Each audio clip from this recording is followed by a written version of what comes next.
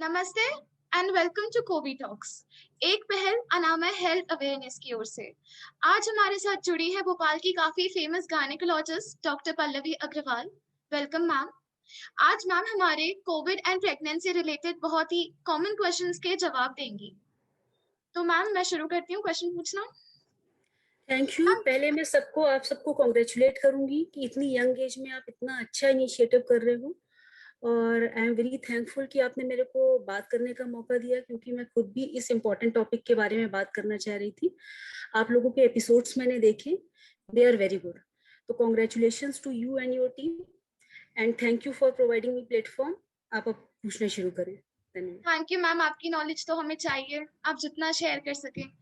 So ma'am मेरा पहला question ये है कि लाइक प्रेगनेंसी में अगर किसी को कोविड होता है तो हम्म ऐसे कोई अलग तरीका है डिफरेंशिएट करने का? तो कैसे पता चले कि प्रेगनेंसी में कोविड है, और अगर है और नहीं हुआ तो लाइक कैसे बचे, प्रिकॉशंस, एंड हो गया है तो कैसे पता चलेगा? तन्वी, सबसे पहले तो हमें ये पता है कि कोविड के क्या क्या सिम्टम्स हैं। तो जो सभी में सिम्टम्स हैं वही प्रेगनेंसी में भी सिम्टम्स हैं। क्या? कि फीवर आना, सोर थ्रोट होना, रनिंग नोज होना, डायरिया, सांस नहीं अच्छी तरह से आना, या फिर स्मेल का लॉस हो जाना। एक बहुत इंपॉर्टेंट फीचर जो प्रेगनेंसी में कई बार मिस आउट हो जाता है, कोविड में कई बार रिलेटेड होता है, कि कुछ पेशेंट्स फॉल्स पेन की तरह आते हैं कि माइल्ड पेन्स एब्डोमेन में हो रहे हैं, जो लेबर पेन की तरह वो कंफ्यूज करते हैं, लेकिन वो लेबर पेन नहीं होते। जो इंडाइजेशन या डायरिया की वजह से पेन होते हैं वो इनिशियल स्टेज में क्रैम्प्स करके आते हैं। ये एक कोविड का सिम्टम होता है। प्रेगनेंसी में एक बहुत इंपॉर्टेंट सिम्टम जो मिस हो जाता है, दैट इज टायर्डनेस, कि थकान पूरी प्रेगनेंसी में लग रही है, और अगर कोविड की जो थकान है वो हम नहीं पहचान पाए कि ये कोविड की थकान है। बाकी आपको अगर कभी भी आज के समय में कोई भी सिम्टम है, आपको फीवर, रनिंग नोज कुछ भी हो रहा है, आपको हमेशा कोविड का टेस्ट कराना है आज के सिनेरियो में, क्योंकि इन्फेक्टिविटी रेट ऑलमोस्ट 30% के आसपास है। तो फिर थैंक यू सो मच। अब इसी से like the next question which is connected is कि क्या प्रेगनेंसी में कोविड, लाइक प्रेगनेंसी में अगर कोविड हो जाए तो हम्म कॉम्प्लिकेशंस का खतरा क्या बढ़ जाता है? तन्वी, अभी तक जो रिपोर्ट्स हैं प्रेगनेंसी की ऑल ओवर वर्ल्ड, उसमें उन्होंने कुछ स्पेसिफिक चीजें मेंशन की हैं। उन्होंने ऐसा माना है क्योंकि प्रेगनेंसी वाली फीमेल्स यंग फीमेल्स हैं, तो इन जनरल ऐसा कुछ इंक्रीज रिस्क नहीं है, लेकिन उनके क्राइटेरिया हैं, जैसे कि अगर उम्र महिला की 35 साल से ऊपर है,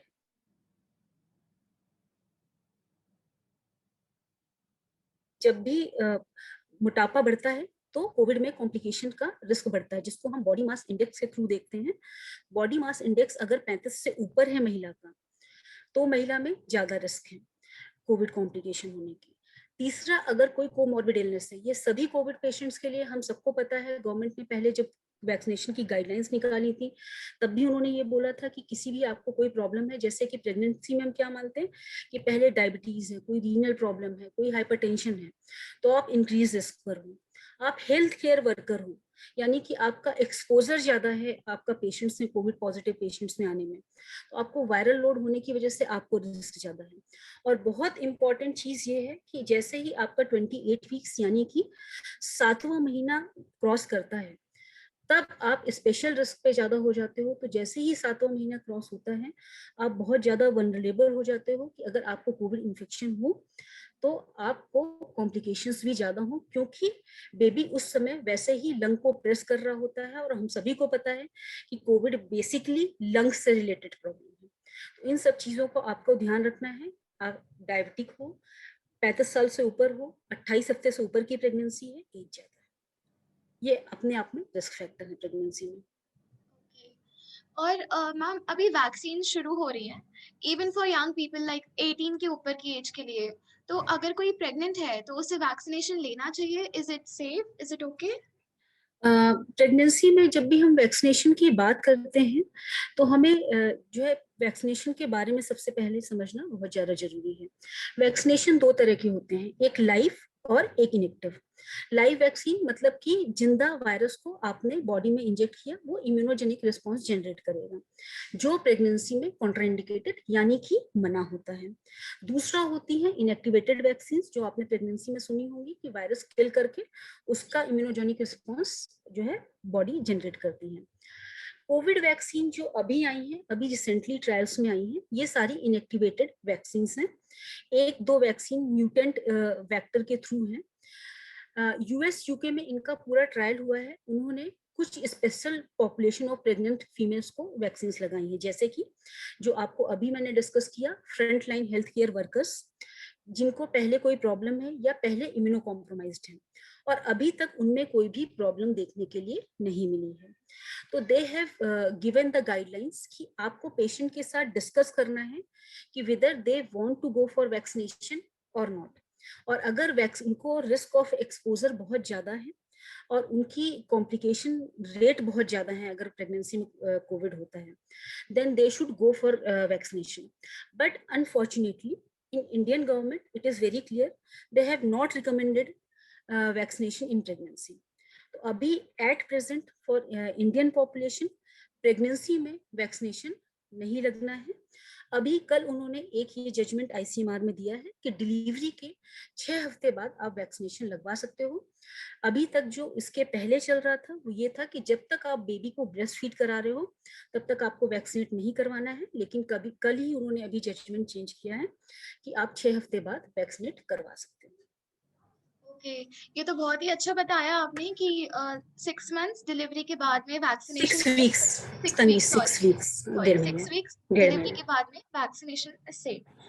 मैम मेरा नेक्स्ट क्वेश्चन ये है कि लाइक प्रेगनेंसी के टाइम, स्पेशली चाइल्ड बर्थ के टाइम, जो लेट प्रेगनेंसी है उसमें अगर मदर को कोविड होता है तो बेबी को रिस्क है कोविड होने का? बेबी को कोविड होगा या बेबी सेफ रहेगा? तन्वी, इसमें मैं दो चीजें, पहले मदर के रिस्क पे भी बात करूंगी।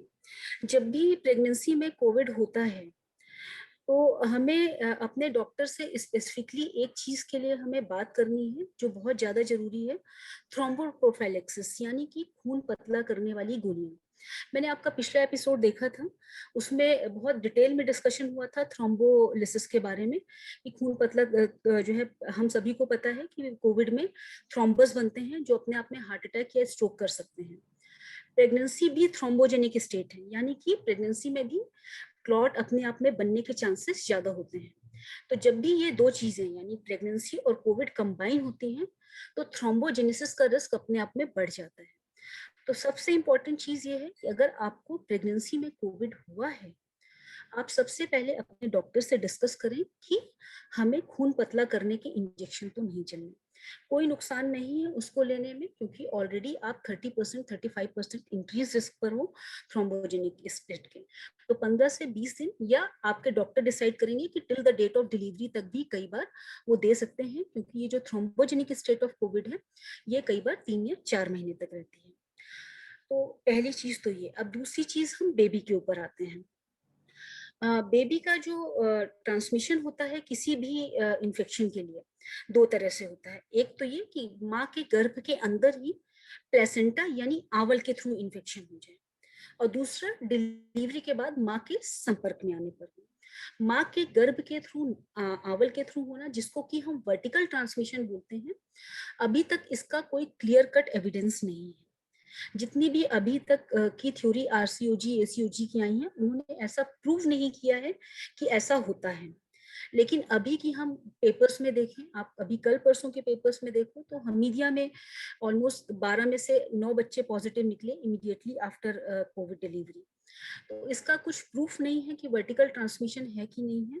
लेकिन अगर आप कोविड पॉजिटिव हो तो आपके पीडियाट्रिशियन आपके बेबी को एग्जामिन करके डिसाइड करेंगे कि उनका जो है टेस्ट होना है कि नहीं।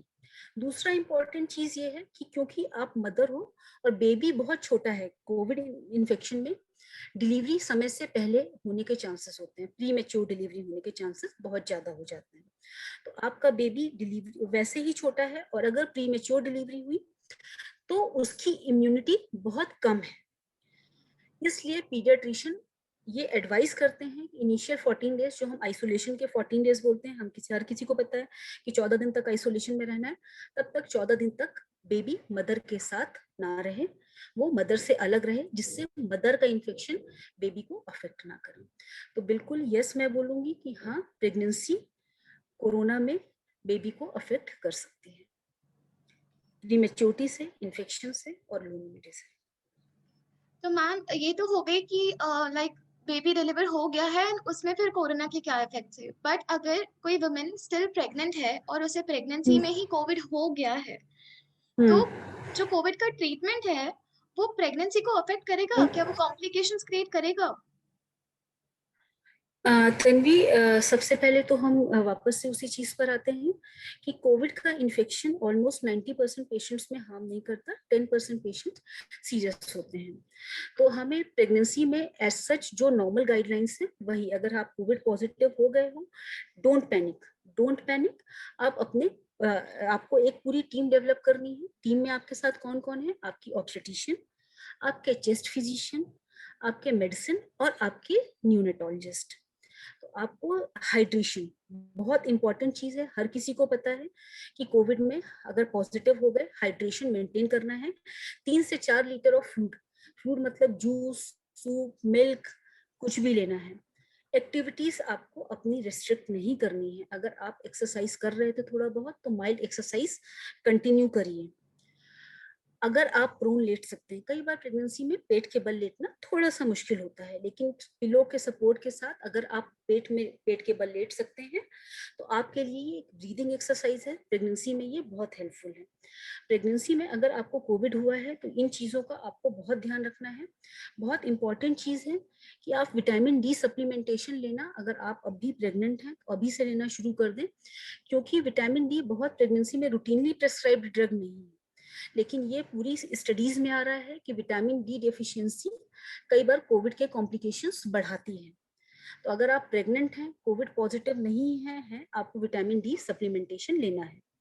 दूसरी बात आती है कि अगर आप सिम्टोमेटिक हैं, यानी कि आपको फीवर आ रहा है और आपको अब कोविड का प्रॉपर ट्रीटमेंट यानी एंटीबायोटिक चलनी है, आपके चेस्ट फिजिशियन ने आपको रिकमेंड किया है। तो यूजुअली जो इनिशियल कोर्स ऑफ ट्रीटमेंट में एंटीबायोटिक्स दी जाती हैं, जैसे कि एजिथ्रोमाइसिन, डॉक्सीसाइक्लिन रिकमेंडेड नहीं है प्रेगनेंसी में, डॉक्सीसाइक्लिन बेबी के लिए ठीक नहीं है। तो एजिथ्रोमाइसिन सेफ है। आपके डॉक्टर आपको ऐसी ही दवा चूज करके देंगे जो आपकी प्रेगनेंसी में पूरी तरह से सेफ है। तो आपको पैनिक नहीं होना है, सिर्फ आपको अपने डॉक्टर पे भरोसा रखना है और हमें वार्निंग सिम्टम्स का ध्यान रखना है। वार्निंग सिम्टम्स वापस से सबको पता है, सैचुरेशन 94% से कम, रेस्पिरेटरी रेट यानी सांस लेने की गति 22 से ऊपर, पल्स रेट 100 से ऊपर या फिर ब्लड प्रेशर 100 से कम होना या चक्कर आना। ऐसा कुछ भी होता है, आप तुरंत हॉस्पिटल पहुंचे। तो मैम अभी आपने सुना होगा कुछ दिन पहले, लाइक हम सबको पता है कि बहुत ज्यादा सुर्खियों में था कि पीरियड्स में वैक्सीनेशन नहीं लीजिए, वो सेफ नहीं है क्योंकि इम्यूनिटी कम हो जाती है। तो लाइक आप क्या बोलेंगी इसके लिए? Is it true? तन्वी, ये इंडियन माइथोलॉजी पूरा मिथ है जो पीरियड को बहुत लो इम्यूनिटी जो है करता है। तो ये पूरी सदियों से जो परंपरा चली आ रही है, इस पे कुछ इन लोगों ने फैलाया कि जैसे कि आपको पीरियड के दौरान ये नहीं करना चाहिए, वो नहीं करना चाहिए, तो वैसे ही आपको वैक्सीनेशन नहीं लेना चाहिए। इसका कोई भी साइंटिफिक आधार नहीं है। वैक्सीनेशन ड्राइव को ऑलमोस्ट 5 महीने से ऊपर हो चुके हैं, बहुत सारी मेंस्ट्रुएटिंग फीमेल्स लगवा चुकी हैं वैक्सीनेशन, तो इसका कोई भी आधार नहीं है। आप अपनी टर्न आने का जो है बिल्कुल इंतजार नहीं करें, इस आधार पर डिले नहीं करें कि हमें पीरियड चल रहा है इसलिए इस समय वैक्सीन नहीं लगानी। ये बिल्कुल निराधार बातें हैं, ये पूरी स्तर से जो है खारिज की जा चुकी हैं। इनके लिए आईसीएमआर की गाइडलाइंस भी आ चुकी हैं कि ये बातों का कोई भी आधार नहीं है। तो मतलब ये कंक्लूड हो चुका है लाइक कि पीरियड्स में वैक्सीनेशन बिल्कुल सेफ है, कोई प्रॉब्लम नहीं बिल्कुल लेना ही है। वैक्सीनेशन ही एक ऐसी चीज है जो कोविड आपको जब हो जाएगा, क्योंकि अभी हर कोई ये मान के चल रहा है कि सेकेंड वेव में हम कम्युनिटी ट्रांसमिशन में एंटर कर चुके हैं और ultimately you are very in the high chances कि आपको कोविड हो। तो vaccination is not 100%, but at least after second dose it is 90% effective को जा सके। वैक्सीनेशन आपका लाइफ सेविंग है, इसमें पीरियड नॉन पीरियड लेके आना ही नहीं है। अभी एक प्लेज चल रही है फॉक्सी यानी Indian federation of obstetric gynae, ये प्लेज चला रहा है कि गवर्नमेंट ऑफ इंडिया प्रेगनेंसी में भी वैक्सीनेशन को अलाउ करे, क्योंकि अनफॉर्चुनेटली कुछ कुछ जगहों पर प्रेग्नेंट फीमेल्स की स्पेशली गवर्नमेंट मेडिकल कॉलेजेस में डेथ देखने के लिए मिल रही है कोविड की वजह से। That's so unfortunate. So ma'am मेरा नेक्स्ट क्वेश्चन लाइक लाइफस्टाइल से रिलेटेड भी है, बिकॉज आजकल की 21st जनरेशन लाइफस्टाइल बहुत सारे लोगों को ओबेसिटी, पीसीओएस, पीसीओडी बहुत कॉमन है। तो लाइक इंडिया की बहुत सारी proportion of the girls already PCOD से लाइक सफर कर रही हैं। तो पीसीओडी में कोविड क्या कॉम्प्लिकेशन इंक्रीज करता है, या फिर कोविड का कोई अलग ट्रीटमेंट होता है पीसीओडी जो सफर कर रहे हैं उनके लिए, कोई भी डिफरेंस?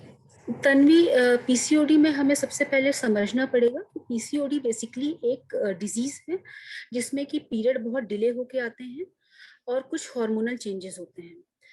तो जो पीसीओडी में अगर कोविड होता है तो वो पीसीओडी की वजह से डेंजरस नहीं है, ओवरी की वजह से डेंजरस नहीं है। डेंजरस इस वजह से कि अगर आप पीसीओ के साथ मोटे हो, ओबीज हो, अगर आपको पीसीओ के साथ ब्लड प्रेशर की शिकायत है, पीसीओ के साथ अगर आपको डायबिटीज है जिसको कि मेटाबॉलिक सिंड्रोम बोलते हैं, तो अगर आप पॉलीसिस्टिक ओवरी के साथ मेटाबॉलिक सिंड्रोम से भी ग्रसित हो, तब आप डेफिनेटली 3 से 4 गुना ज्यादा रिस्क पर हो कोविड के कॉम्प्लिकेशंस के। लेकिन अगर आप सिर्फ लीन एंड थिन पीसीओ, बहुत सारी लड़कियां होती हैं 18-20 साल की होती हैं, बिल्कुल पतली हैं, सिर्फ उनको एक ही प्रॉब्लम है कि पीरियड के दौरान जो है रेगुलर पीरियड रहते हैं, 3-3 4-4 महीने में पीरियड आते हैं और हेयर ग्रोथ ज्यादा है, आप रिस्क पर नहीं हो। अगर आप जो है नहीं हो, रिस्क पर सिर्फ वही है जो मोटे हैं या फिर जिनको डायबिटीज है। तो अगर ऐसा कुछ है तो अभी ये बहुत अच्छा समय है कि आप अपनी लाइफ स्टाइल में चेंज लेके आए, वेट रिड्यूस करें, एक्टिविटीज इंक्रीज करें और हेल्दी डाइट की तरफ जाएं। इस समय बहुत ज्यादा जरूरी है कि आप अपनी डाइट में विटामिन सप्लीमेंटेशन बहुत अच्छा रखें, जो आपके कोविड इन्फेक्शन प्रिवेंशन में भी हेल्पफुल होगा। तो लाइक अगेन पीसीओएस में भी वैक्सीनेशन बिल्कुल सेफ है ना? बिल्कुल, वैक्सीनेशन के लिए तो बिल्कुल सोचना ही नहीं है। वैक्सीनेशन सिर्फ हमें किस कंडीशन में नहीं कराना है, अगर हम रिसेंटली कोविड हमें हुआ है और उसमें भी कोविड के सिम्टम्स खत्म होने के 2 हफ्ते बाद हम वैक्सीनेट करा सकते हैं। Only contraindication for vaccination is recent Covid infection. Pregnancy US में नहीं है, इंडिया में अभी उन्होंने रिकमेंड नहीं किया है। हो सकता है 10-15 दिन में Indian federation of obstetric gynae vaccination pregnancy में भी रिकमेंड कर दे। और मैम एक लास्ट क्वेश्चन मेरा ये था कि आपने अभी कहा कि जैसे आफ्टर द डिलीवरी अगर मदर पॉजिटिव है तो 14 डेज के लिए बेबी एंड मदर को आइसोलेशन में रहना चाहिए, लाइक कांटेक्ट में नहीं आना चाहिए। तो बट अगर जिनका बेबी हो चुका है, वो रिलीव हो चुके हैं, वो घर जा चुके हैं अपने, एंड अब अगर मदर को कोविड होता है तो इस टाइम पे ब्रेस्ट फीडिंग सेफ है? बिकॉज काफी सारे लोग कहते हैं कि मास्क पहन के मदर ब्रेस्ट फीड करा सकती है बेबी को। तन्वी, इसमें वापस से वही चीजें हैं, क्योंकि अभी स्ट्रेन जो चेंज हुआ है दिस इज वेरी इन्फेक्टिव, और हम जो 14 डेज की बात कर रहे हैं, हम सिम्टम के फर्स्ट डे से कॉन्टेक्ट बात कर रहे हैं 14 डेज की। यूजली क्या होता है कि जब हम टेस्ट कराते हैं वो या 4th डे होता है। पहले दिन हमें लगता है कि टायर्डनेस है, हम एक दिन निकाल देते हैं। जैसे कि मैं भी अभी थोड़े दिन पहले कोविड पॉजिटिव थी, तो मैंने भी 3rd डे या 4th डे मेरा जो है टेस्ट हुआ, देन आई रियलाइज। तो यूजली जो होता है कि आप 4th डे तक कराते हो, तो आप by the time of delivery, जब तक आपका बेबी 2 दिन का होता है, आप यूजली जो है 12-13 डेज के आसपास हो चुके होते हो। इट इज वेरी अनयूजुअल कि आप डिलीवरी के लिए पहुंचे और उसी दिन आपका फर्स्ट डे हुआ कोविड पॉजिटिव का। It is very unlikely. दूसरा, आप इंडियन, ये जो आपका क्वेश्चन है कि मास्क पहन के बेबी को ब्रेस्ट फीड करा सकते हैं, बेसिकली ये लो रिसोर्सेस इंडियन कंट्रीज में वेरी वैलिड है, क्योंकि ऐसा माना जाता है कि अगर मदर ब्रेस्ट फीड नहीं कराएगी तो बेबी मेलनरिश होकर उसको प्रॉब्लम हो सकती है। तो अगर ऐसी सिचुएशन है कि घर पे बेबी की केयर करने वाला कोई नहीं है, आपकी टॉप फीड आप मैनेज नहीं कर सकते हो, फाइनेंशियली इतना अरेंजमेंट नहीं है, then you have to wash your head. पूरा आप face gear, face shield, face mask लगाकर और ब्रेस्ट फीड करो। उसके बाद बेबी को दे दें। अगर आपके घर पे मैनेजेबल है तो इट इज ऑलवेज एडवाइजेबल कि आप बेबी से 14 डेज तक आइसोलेट रहो, 14 days from the first day of starting symptom. Thank you so much ma'am, आपने इतना टाइम निकाला हमारे इस अवेयरनेस में, लाइक आपने अपना कंट्रीब्यूशन दिया एंड तन्वी, मैं आपने एक चीज और बोलना चाहूंगी।